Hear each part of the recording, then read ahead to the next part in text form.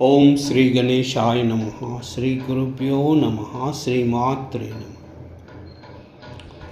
శివానందలహరి శ్లోక 5.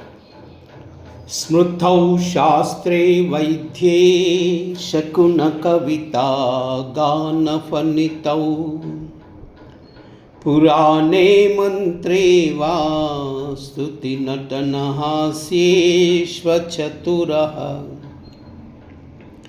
కథం రాజ్ఞం ప్రీతిర్భవతి మయి కోహం పశుపతే పశుం మాం సర్వజ్ఞా ప్రదిత కృపయా పాలయ విభో.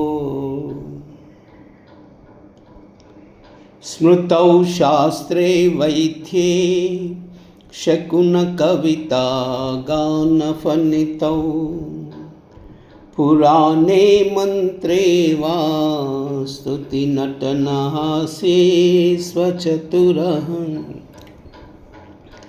కథం రాజ్ఞం ప్రీతిర్భవతి మయి కోహం పశుపతే పశుం మాం సర్వజ్ఞా ప్రదిత కృపయా పాలయ విభో.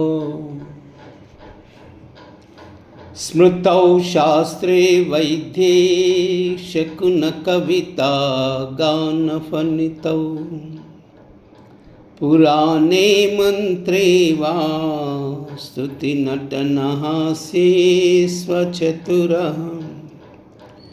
కథం రాజ్ఞం ప్రీతిర్భవతి మయి కోహం పశుపతే పశుం మాం సర్వజ్ఞా ప్రదిత కృపయా పాలయ విభో.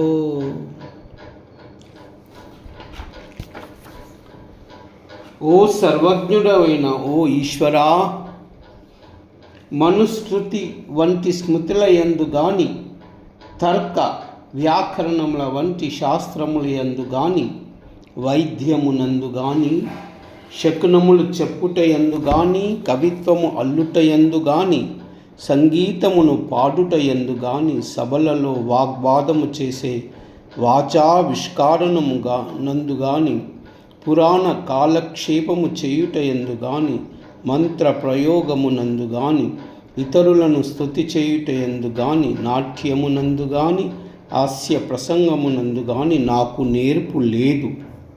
అటువంటి నాయందు రాజులకు ప్రేమ ఎలా ఏర్పడుతుంది? వారిని సంతోషపెట్టేందుకు అసలు నేనెవరిని? ఓ ప్రభూ, నేను నీ పశువుని, నీవు పశుపతివి. కాబట్టి నన్ను నువ్వు దయతో కాపాడు. ఓం నమః శివాయ. ఓం నమః శివాయ.